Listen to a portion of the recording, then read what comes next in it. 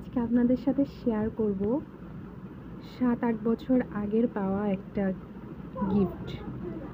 তো এটা হচ্ছে সেই গিফট। দেখেন, গেস করেন তো এটা কি? কেউ গেস করতে পারবেন এটা কি?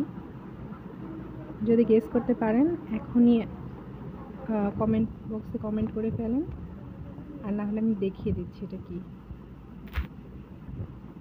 তো এটা হচ্ছে এটা একটা মিরর।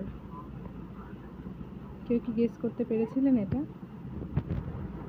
যদি কেউ পারেন তাহলে কমেন্ট করবেন, আর এটা দেখতে কেমন সেটাও জানাবেন। আর আপনাদের কি এরকম আছে? তো